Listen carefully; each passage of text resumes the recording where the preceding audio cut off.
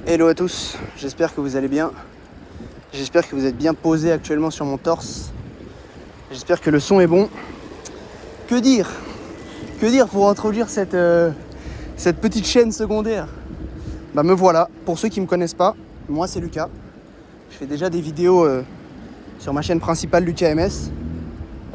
J'y partage du contenu où je me développe personnellement, je sors de ma zone de confort, je vis des expériences et je voyage pas mal. Et actuellement, on est à Séoul, plus principalement dans un petit parc qui fait le tour de la rivière Han. Donc pour ceux qui ne savent pas, la rivière Han, c'est une rivière en gros qui va couper Séoul en deux. Et notamment Gangnam. Dans Gangnam, il y a... Gangnam, ça veut dire au sud de la rivière. Donc en gros, Gangnam, c'est un quartier au sud de la rivière Han, et c'est là-bas. Là, je peux pas trop tourner. Mon téléphone est sur mon torse. J'aurais peut-être dû le mettre sur ma tête. On verra pour les prochaines. Là, on est en mode imperfection. Mais j'ai fait cette chaîne. Donc déjà, pour ceux qui me connaissent pas, voilà qui je suis. Pour ceux qui me connaissent, re-bienvenue. Je pense qu'on va faire une petite vidéo d'intro pour expliquer pourquoi j'ai fait cette chaîne et pour rattacher ça quand même à certaines notions intéressantes, pour apporter un minimum de valeur. J'aime pas faire des vidéos juste pour faire des vidéos. Déjà, je voulais me prendre un peu moins la tête. Historiquement, j'avais une philosophie de tout publier sur ma chaîne principale. Mais honnêtement, si je publie ça sur ma chaîne principale, je trouve que ça n'a pas trop sa place. Là, j'ai vraiment envie de faire un truc super chill, où en fait, le format, c'est toujours ça. Vous serez toujours là, en mode POV, en mode point of view, comme disent les Américains, ça veut dire point de vue. Donc vous serez en mode point de vue, et je vais parler. Donc là, je suis en vélo, des fois, ça sera des randos. Comme je vous l'ai dit, je voyage beaucoup, donc je vis des expériences, je vois des trucs cool, et l'idée, c'est de vous emmener quand je fais ça, quoi. Donc je voulais moins me prendre la tête. C'est un des premiers trucs en fait que j'essaie de faire en ce moment dans ma vie. C'est intégrer plus d'amusement. J'ai fait une vidéo beaucoup plus poussée sur ma chaîne principale sur ça, qui est peut-être sortie à l'heure où je parle. C'est vraiment intégrer beaucoup plus d'amusement dans ma vie et faire des choses pas pour des besoins vraiment productivistes. Genre vraiment faire des trucs, genre ça, cette idée-là. C'est une idée que j'ai eue en m'inspirant de certains contenus, notamment quand je rentrais de voyage en fait. J'aimais beaucoup regarder des chaînes Street View où en fait il y a des mecs qui se baladaient avec une GoPro comme ça sur leur torse et qui parlaient pas en fait. Et ça me permettait vraiment de me réimmerger en fait dans la ville et tout. Et je sais que j'aimais bien ça une fois rentré chez moi. Et aussi parce que c'est assez apaisant. Donc si je peux ramener un peu de valeur à tout ça, pourquoi pas. Donc en gros, moins me prendre la tête sur un contenu et m'amuser plus. Genre vraiment apporter plus d'amusement à ce que je fais. C'est une démarche globale dans ma vie. Pendant longtemps, je me suis laissé bousiller le cerveau par une mentalité vraiment productiviste, où je voulais vraiment tout faire pour des raisons précises. Et je me suis rendu compte que c'était pas forcément toujours bien, parce que ça m'empêche de passer à côté de beaucoup d'expériences. Je vais donner un exemple tout bête, mais j'ai fait du judo à un assez bon niveau pendant 10 ans de ma vie. Et là, c'était les JO de Paris il y a quelques mois. Et je regardais tous les Français au judo ramener des médailles et tout. Et j'ai commencé à réfléchir. Je me suis dit, tiens, ça aurait donné quoi si j'avais continué le judo en fait. Parce que j'étais assez bon en vrai. J'étais assez fort dans ça. Et ça m'a donné envie de reprendre le judo en fait. Et très vite, j'ai commencé à me chercher des excuses. J'ai commencé à me dire, ouais, mais... Et si je perds mes gains musculaires, parce que je vais à la salle à côté aussi. Et si ça me prend trop de temps, enfin. Et en fait, dans le fond, le vrai truc, c'est que je voyais pas forcément de trucs. Je voyais que de l'amusement dans le judo. Et du coup, j'en ai pas refait. Enfin, j'ai pas recommencé. Je recommencerai peut-être, mais c'est un sujet parmi tant d'autres. Et j'ai vraiment eu le déclic là, cet été en fait. Je suis allé en randonnée pendant 4 jours. Et j'ai découvert le plaisir de faire une activité comme une fin en soi. La randonnée, c'est juste marcher. Et c'est aussi pour ça, par exemple, que je vous amène avec moi là pendant ces petites sorties. D'ailleurs, j'espère que vous m'entendez bien. J'ai pas de micro, il y a du vent. Donc désolé si le son n'est pas parfait, mais bon. On a dit fait mieux que parfait. Et on s'amuse avant tout. Donc Donc ouais, je vous emmène avec moi, regardez comme c'est beau là. La petite rivière Anne, j'espère que vous voyez bien. J'ai essayé de filmer à la fois le vélo et la rivière, c'est beau hein. Incroyable, attendez, je vais ralentir un peu.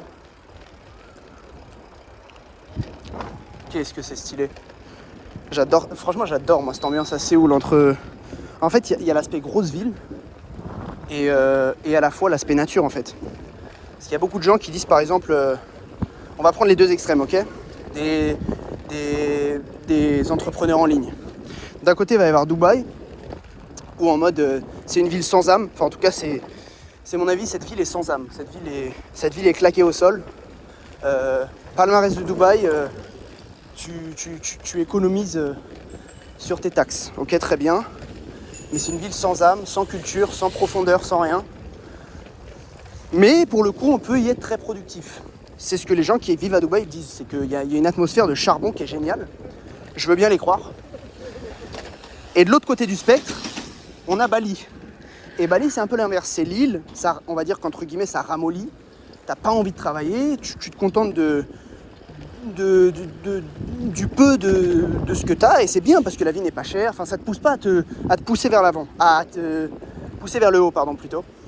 Te tirer vers le haut, ouais, je vais trouver. Et donc, Séoul, il y a un peu cet entre-deux. Il y a le côté nature. Donc là, je suis dans la... Voilà, il y a ici, il y a la Séoul Forest, il y a le Naksan Park, il y a beaucoup d'endroits un peu sympas comme ça, où on peut juste être en nature.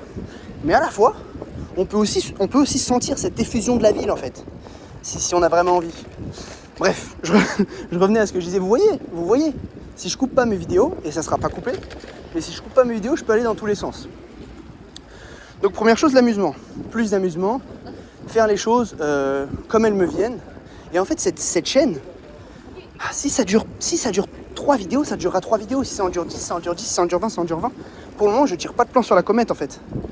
Je m'amuse, tout simplement. Deuxième chose,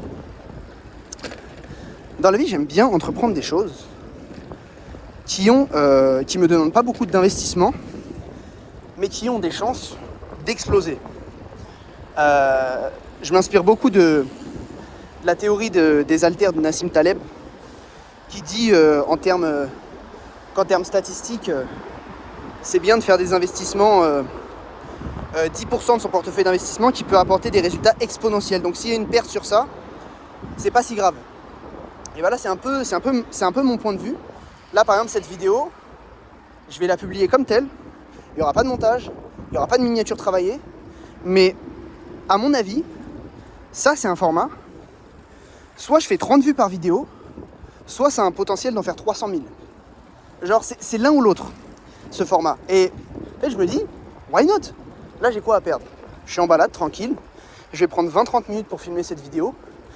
Et donc, en gros, deuxième truc, c'est une mentalité globale, intégrer dans ma vie, donc c'est ce que je peux te conseiller aussi, intégrer dans la tienne, une mentalité qui te pousse vraiment à...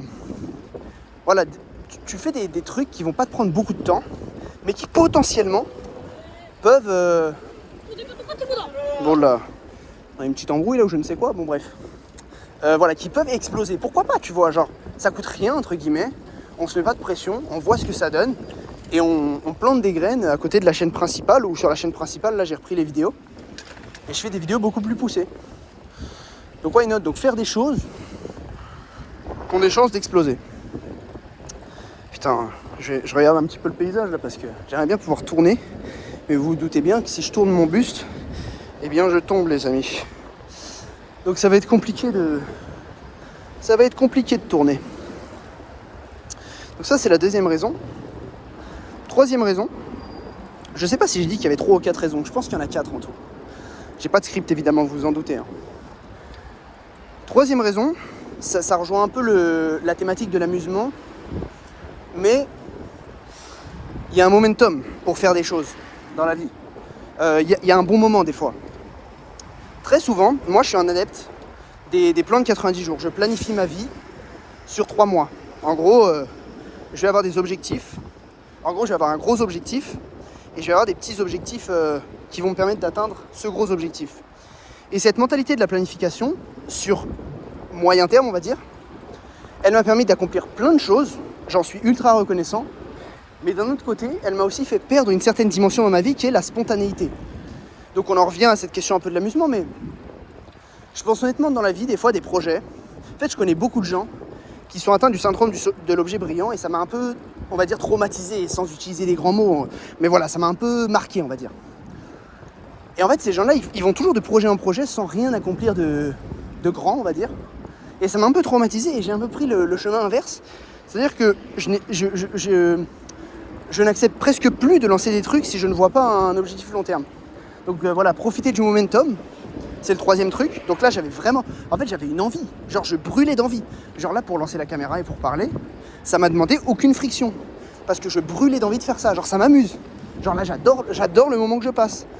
Donc troisièmement, profiter du momentum pour avoir des résultats.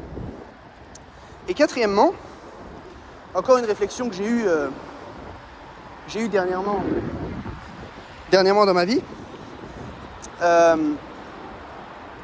c'est que si on prend deux extrêmes, on est d'accord que personne n'a un profil archétypal. Personne. Mais on va prendre pour les besoins du raisonnement deux extrêmes. Entre les personnes qui sont ultra bourrins, c'est-à-dire toujours rentrent dedans sans jamais réfléchir, et ceux qui passent leur vie à réfléchir, à tirer des plans sur la comète et tout, mais qui sont très intelligents et qui se cultivent énormément et qui ont beaucoup de savoir théorique dans un monde cliché, on va dire, et dans l'absolu. Je suis persuadé, de par ce que j'ai vu à travers mes expériences ces dernières années, que les bourrins sans cervelle, sur le moyen long terme, ils réussissent plus. Parce qu'ils passent leur vie à foncer dans le tas, et que foncer dans le tas, si tu le fais assez de fois, il y a toujours un moment où ça réussit. Donc en fait, moi, à la base, j'ai un profil beaucoup plus overthinker, comme disent les Américains. Je suis désolé de cet anglicisme, mais il n'y a pas mieux comme mot, c'est en gros le fait de trop réfléchir. Et moi, j'ai ce profil-là à la base. Tu l'auras compris avec ce que je te dis, avec les points d'avant, je réfléchis trop en fait.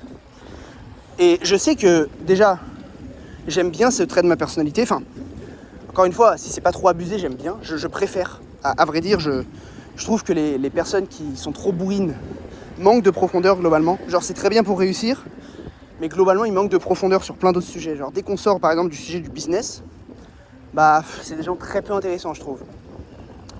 Mais du coup, je me suis dit, sans forcément changer totalement ta personnalité, parce que une, j'ai pas envie, et deux, je sais même pas si ça serait possible de faire un shift total comme ça, mais me dire, ok, des fois un peu plus, allez, tu fonces, tu fais le bourrin, tu fais un peu plus le bourrin, et voilà, je sais pas ce que vous en pensez de ça. Sur, oh, il y a des barres à dips là, c'est pas mal. Il y a un truc en Corée, c'est qu'ils adorent les trucs d'entraînement outdoor comme ça.